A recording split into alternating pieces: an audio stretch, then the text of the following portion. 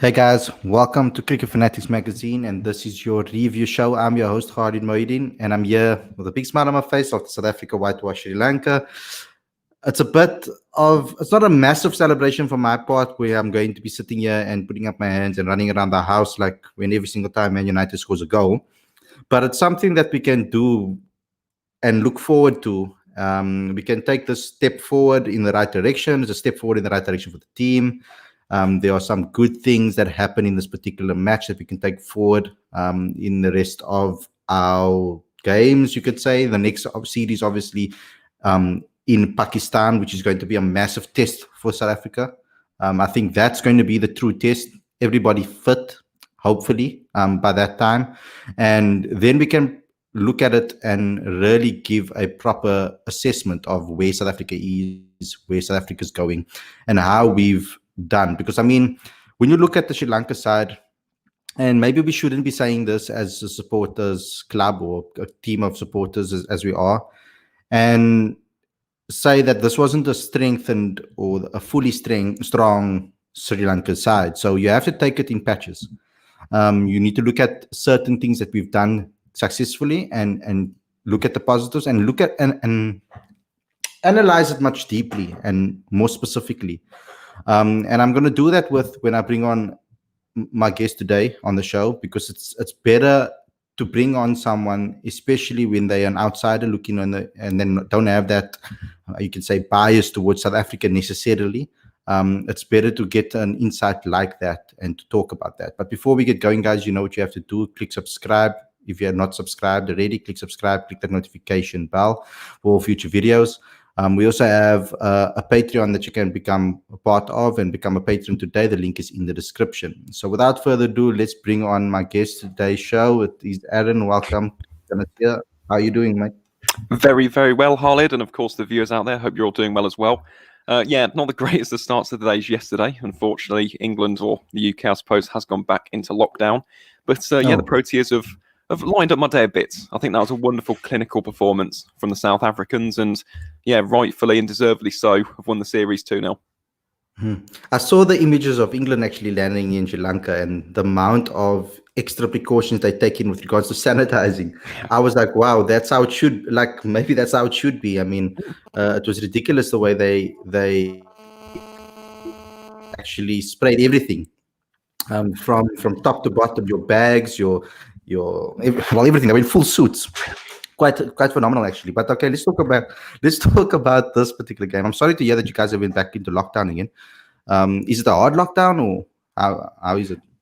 Yeah, full. So it's basically like March last year again, annoyingly. But that being said, I suppose it's for the greater good. You got to shield vulnerable people, so it's something we're just going to have to deal with for the time being. And of course, with a vaccine on the horizon, we look forward to the future, don't we? We're just going to have to deal with this time for the time being, but we'll all come out of it eventually. So you just got to keep up the optimism, I suppose, in any way that you can.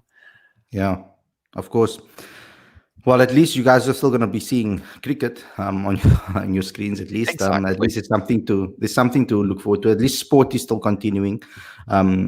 I mean, I hope that the sport continues this time around, because I mean, in the situation that Man United is finding themselves in as well. I'm quite happy about that. But let's talk about the cricket. Welcome to the show, everybody that is joined in now recently. You guys can put in your super chats and we will answer your questions. On the bottom right of the screen in the live chat, there's a little dollar sign that you can click on. So, Aaron, let's talk about this match and the series as a whole. Let's actually go into depth about it and talking quite in depth about it, because there are some things that I'm very excited about, particularly seeing Lutus Pamla play the way he did consistently. I like that Faf du Plessis has not put up his hand, but showed again why he's supposed to be the main batsman in this team and what he's capable of, because there were some doubters.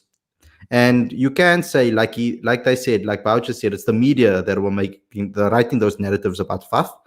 And I think we on this channel have been quite favorable with regards to him. We've been in his camp since the beginning. We've been big fans of Faf du Plessis. So I'm really happy about the way Faf played in that first test, of course. And then obviously Dean Elgar, as per usual, showing what he's capable of, particularly the way he's been batting. It almost seems like he has a certain urgency about the way he's batting now. Something that he said he was working on to bat quicker than he used to. And you can see that he's a little bit more aggressive and he's expressing himself a lot more than he used to. He's trying new things. He's obviously trying those cute little dinks around the corners and into the gaps and fine edges and etc. that he plays. I'm really enjoying the way Dean Elgar's batting, because I think it will take a lot of pressure off Aiden Markram going into the future. I have to say, okay, Anrich Nokia, although he kind of reverted back to just bowling short again, especially in this particular test match. I do enjoy the fact that he's changing things up. Like you can see patches of that, of him trusting himself in the longer format, where he'll bang in a few short, but then all of a sudden he'll bowl a good length delivery and then a Yorker all of a sudden, which is nice. I would like to see him obviously use that Yorker delivery a lot more. And the one major positive for me is that we cleaned up the tail a lot faster in both matches. I think that was something that is really good to see, something that we struggled with in the past. I've said a lot. Obviously, Vian Mulder putting up his hand as a true all-rounder for South Africa as well. But what would you say is your highlight of this particular test series from a South African perspective? Not necessarily the best performance, but something that really gives you hope to the way South Africa's taking the test cricket going forward. I think that's an excellent question, to be honest, Khalid. I really do. For me, I think Dean Elgar, because I think you've actually summed that up quite nicely. When I used to look at Dean Elgar, for example, I looked at him almost as a stubborn, a gritty character, someone who'd almost graphed out his runs, as opposed to this free-flowing, elegant batsman. And it's almost a transformation of his game. And the fact is, for so many years now, I don't think people have realised just how consistent Dean has been on the international stage. If you look in the past 5 years, from 2016 to 2021, he has got the most runs by any opener in Test cricket. Better than Warner, better than anybody else in the world. He has been such a brilliant performer for the Proteas. And this series, he showed why he's so good yet again. And it was the fact that he had the ability in the first game in Centurion to just kind of dig in a bit more, almost graphed out his innings, set a solid foundation. And then he came out in this Test match and he just looked absolutely brilliant. Looked full of confidence, full of rhythm, full of flow. It was a fantastic innings from Dean Elgar, and I thoroughly enjoyed both of them, to be honest. I'm looking at today's as well. Just, again, set the tempo, got South Africa off to a great start, and, yeah, very comfortable victory in the end for the Proteas. So I think definitely Dean Elgar, he is 100% someone who I looked at. I quite admire him on the international stage as well. I think he's a fantastic character, someone who's going to be a real role model and an influence, I think, for South African cricket for the immediate future. Yeah. So for that reason, Dean Elgar, massive tick from me. Had a fantastic series in both games. And then I think another one, or I should say another two, are the two, not so much debutants, but the newcomers per se, which are Sid Pomler and Will Mulder. Those two really impressed me, because when you think back to when Will Mulder first came into the setup in South Africa, he was this very raw prospect. He didn't look like a complete cricketer when he first came in, and I believe Otis Gibson actually quoted that, and he said it'd take him 2-3 years to really, establish himself as an international quality player. And I think in this series, he's beginning to show a few signs of that. I know we didn't really get to see a lot of him with the bats. He's a lot better than that. He's done it on numerous occasions for the Lions in domestic cricket. But I think with the ball, he was absolutely brilliant. And I mentioned it on, I believe, the first daily review show that we did, that reminds me of almost an English seamer. He's just someone who's so consistent, line length. I think he'd be excellent in a country like New Zealand or England on a tour, for example. I think he'd really excel in those conditions. So Will Mulder, again, brilliant series, looked so much better, looked a much more complete cricketer. And again, is definitely something for South Africa to build upon heading into the future. And then the third and final man, who I have just mentioned, Luto Sipamla. And it's strange because South Africa have just won this series 2-0. And when you think back to the last series, you lost that series. And yet people are still criticising players time and time again. And Luto Sipamla has been one of those being criticised. And for some reason, it's because he only took tail end wickets, which is correct. But at the same time, they're still wickets. You have to take them. How many times have we seen a rearguard action in Test cricket which results in a game completely flipping on its head?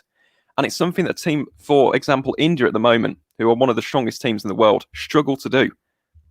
They struggled to do against England in 2018. I remember being at Edgbaston. Sam Curran got a 50, and that completely changed the outlook of that game. And they're continuing to struggle. You look at it in Australia at the moment as well. Mitchell Starc, Cummins, Hazelwood are getting runs. Nathan Lyon's getting runs. So although they are tail-end wickets, I say this as a tail-ender myself, you still have to take them.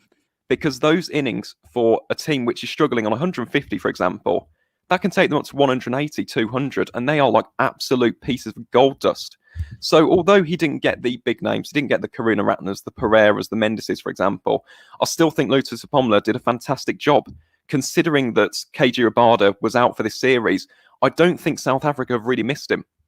And that is a massive, massive positive, I think. Obviously, KG is going to come back. He's going to be brilliant in Pakistan. And I cannot wait to see KG back. One of my absolute favourite bowlers in the world right now.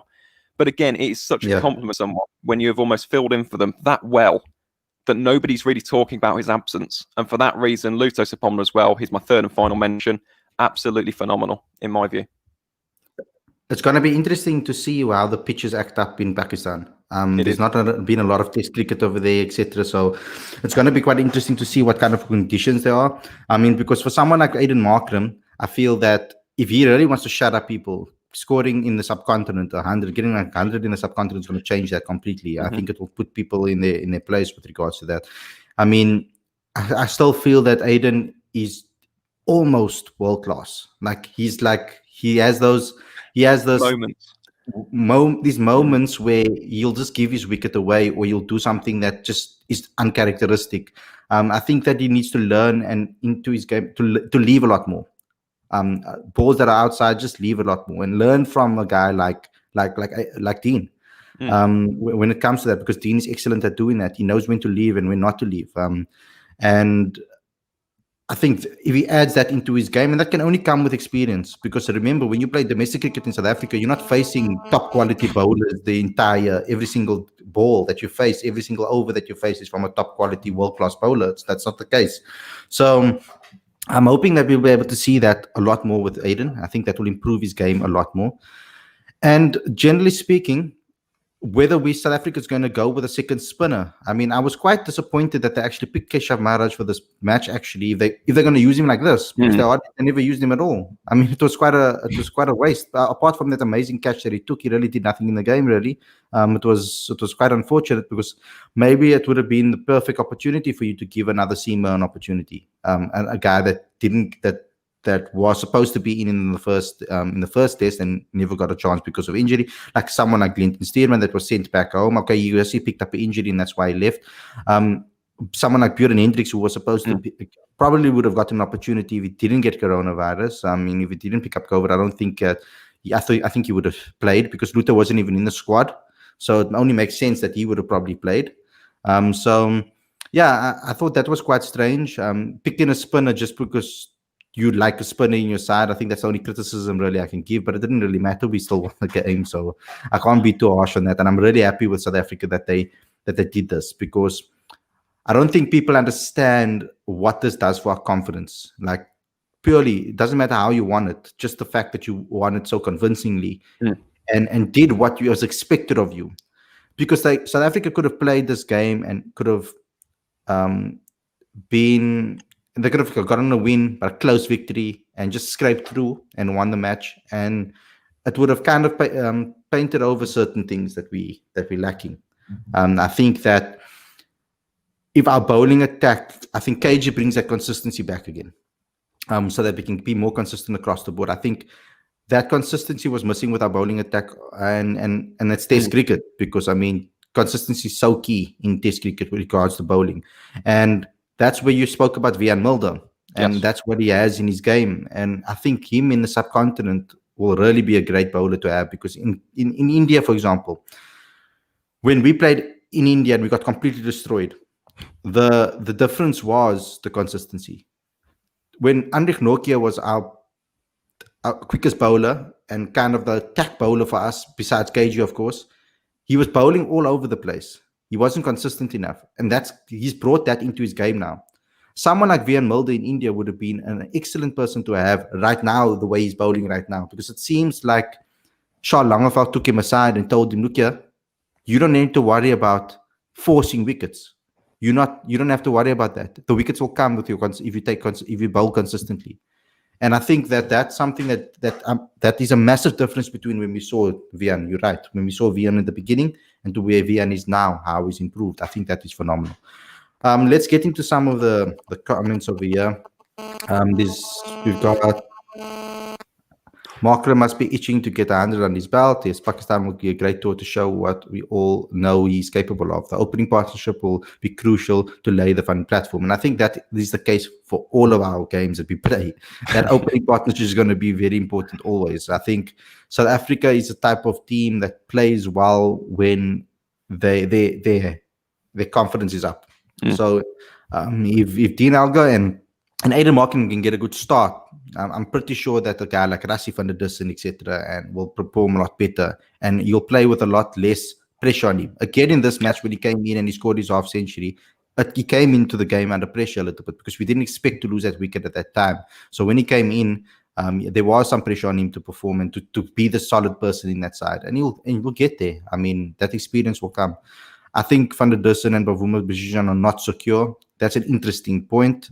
I think if you look at this particular match, I think Bavuma batted excellently in the first test. And we can't deny that. You can't use the way he was dismissed as a reason to make him the scapegoat of any problems. I think he really performed really well in that situation, in that match situation, and gave Faf what he needed, in a way. So, yeah, I think if you're looking at it, maybe Rassie van der Dussen needs to perform.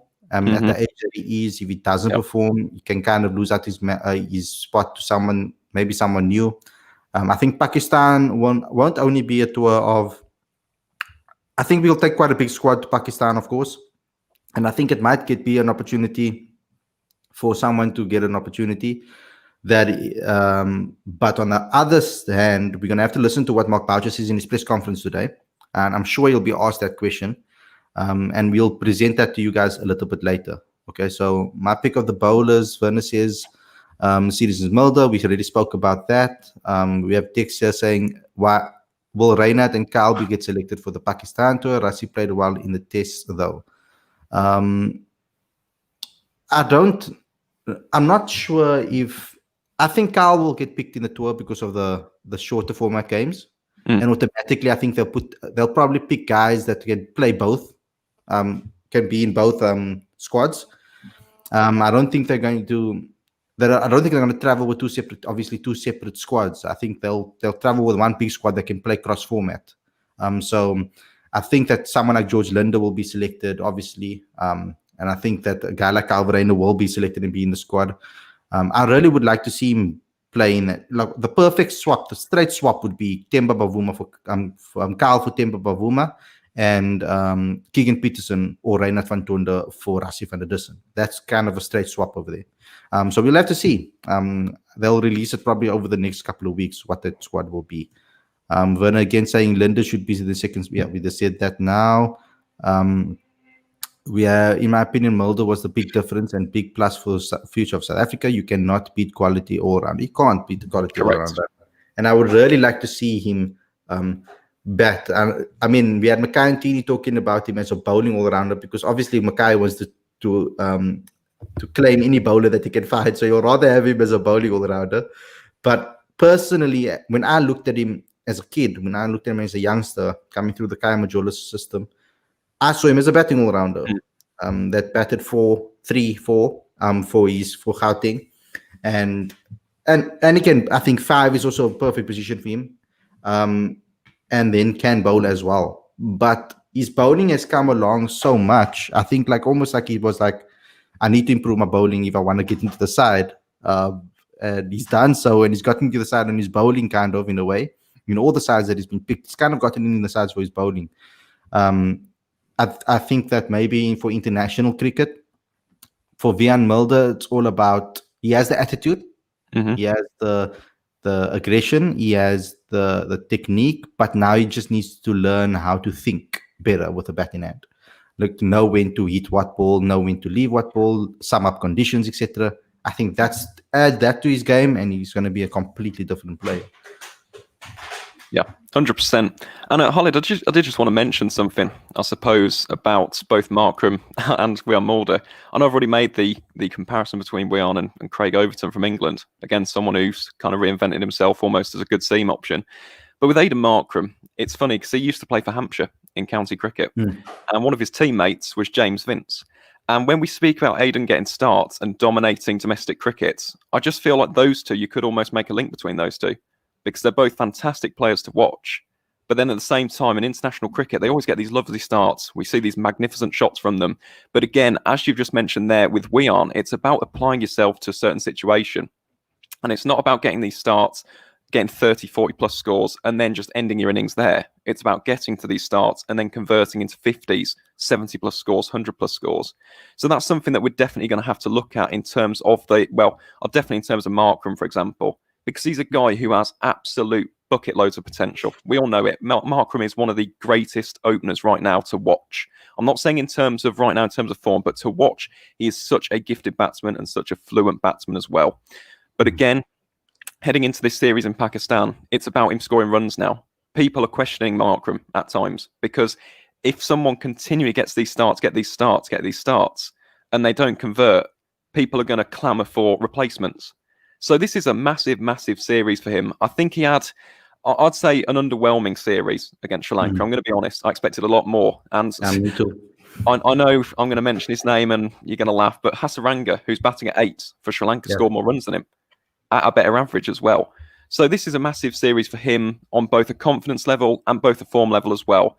And I think if he can get big scores in Karachi, and I will talk about Karachi as well because I've been watching their domestic setup. We'll talk a bit about their conditions.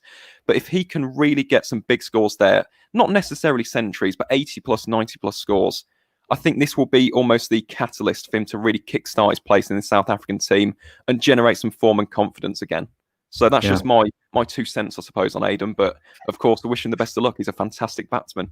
Yeah, and I think people kind of glanced over their head a little bit when I spoke to Shukri Conrad, and I interviewed Shukri, who was the new under 19 coach. And when I asked him about the longer format and improving players for the longer format, I asked him, what will you be teaching these youngsters that is different to what they've been learning already?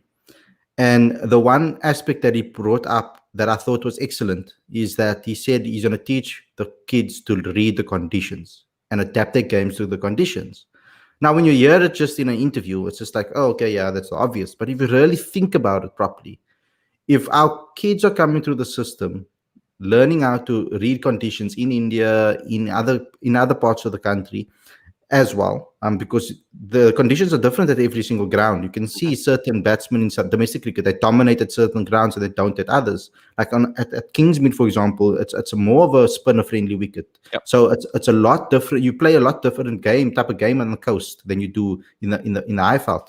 So it's something that I think Shukri will be able to teach the under 19. So when they come to domestic cricket and they come to 4-day cricket and they get selected as 20-year-olds or 21-year-olds, like a Reynard van Tonder, for example, they get to that stage, they would have already learned that skill of what they must look out for. And I think that will just take our game to the next level. I think our players to the next level as well. Now, as well, that we have 15 teams, obviously 8 and 7, we're going to play on a lot more grounds. So they're going to learn the skills a lot better, because everywhere else that you go, you might have to play on a certain pitch, maybe where it is a lot nippier and quicker and for the fast bowlers. And South Africa is big enough around the country for you to be able to experience different conditions, which I'm very excited about. But tell me about it, because let's talk. I'm going to bring up the schedule for the Pakistan tour. Tell me about those conditions that you were speaking about in Karachi specifically. Well, yeah, it's an interesting one because today, and it was a fantastic finish to the Quaid-e-Azam Trophy, which, for those who don't know, is basically Pakistan's version of their first-class tournament. So like the County Championship or the 4-day franchise series. And today that actually ended in a tie. Hassan Ali scored 106 not out, I believe. And yeah, that was an incredible game. So both teams actually shared the trophy. But in terms of the conditions, it has been a really interesting tournament. I've been keeping tabs on this pretty much throughout the entire rounds. And it seems to me like there is a really, really nice bit for the spinners, in Karachi in particular. And we see that today. The tournament's leading wicket taker is an off spinner. So just something I wanted to touch upon with regards to conditions. Of course, it's Pakistan. There will also be that element for seam bowlers as well. Pakistan is known for producing top quality seam bowlers. We're going to see the likes of Afridi, Shah, Abbas as well. But the fact is, with these conditions, I just wanted to raise a point. And it's about Keshav Maharaj, for example. And when I look at this South Africa team going into Pakistan, in Karachi in particular, where there is that bit, well, say bit more, there's going to be a lot more grip and purchase compared to the Wanderers or Centurion. Yeah. The only thing that I worry about almost objectively is a lack of overs for the spinners. That's all that I'm really concerned about. Because when we look at this match, Maharaj didn't bowl a single over. There just was nothing in the surface. We saw that with Hasaranga in the previous test match as well. We haven't really seen any overs from Maharaj in terms of a consistent spell. So that's the only thing that I would raise almost as something, not necessarily alarming, but something which could be a cause of concern.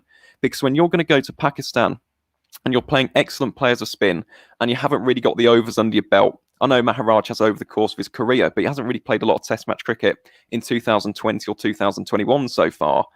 I just feel like that could be a massive test as well. And because of those conditions, not only for the batsmen, but for the spinners as well, if the second spinner is going to be George Linder, for example, I feel like that is also going to be almost the second major phase. Of course, South Africa's batting is going to be vital, but it's also about the spinners. If the seamers are not getting the job done, how can Maharaj, how could Linder, for example, how can these guys almost, reinvigorate a bowling performance per se from the South Africans if times do get tough, considering that they haven't actually had a lot of match experience recently? So that's the only thing that I'll say. Of course, time will tell. It's going to be an interesting series. Personally, I can't wait for it. But that is the only thing other than maybe some of the batting performances, which I look at from this series, and I feel like maybe it was a bit of a missed opportunity from the Proteas perspective. Yeah, it's kind of every single series that we play now, it's about kind of fixing the thing, or stopping the gaps or filling the gaps that we have in our side. I don't think that Boucher is going to change his batting lineup. It seems like he's happy with these 5. I don't think that he's going to change it. Hopefully, he'll be honest in his press conference and actually reveal some things, and we'll see what he says in there. But it's quite tricky for me to understand Quinton de Kock in this particular series didn't really have a great series with the bat. And then we go into the subcontinent, like you said, Karachi, if it's going to, that's the first test we're going to play. And immediately he's going to be under pressure to play against spin. And especially by where he's coming in. He's coming in at number 5 as well. So he's going to be under a lot of pressure there too. So Quinton just needs to find that space in his mind where he can still be the Quinton that we know, and still perform the way he can perform, and now we know he can perform. But yeah, so guys, I think that's all we have for you today for the review show. Thanks a lot for tuning in. Thanks a lot for the comment section and everything. Please, guys, support us on Patreon. Join us on this journey. It's a journey that we want to take you on, and we're hoping to grow and grow and grow. And we're going to obviously need you to come and help us out so that we can grow together, and join us and become a patron by clicking on the link in the description. And don't forget to also contribute to our super chats. That's also going to obviously help us as well. Don't forget to like, comment, share, subscribe, click that notification bell for all future videos. Subscribe to Cricket Fanatics magazine. Link is on the screen and in the description. And you can go to cricketfanaticsmag.com for all updates on everything in South African cricket. And if you have a business and you're looking to make sales online, even if your business is offline, the link is in the description and there's a free tutorial on this channel. Thanks a lot to everybody for tuning in. Thanks a lot, Aaron, for coming on and giving me some of your time. And we'll see you guys very, very soon. Take care, everyone.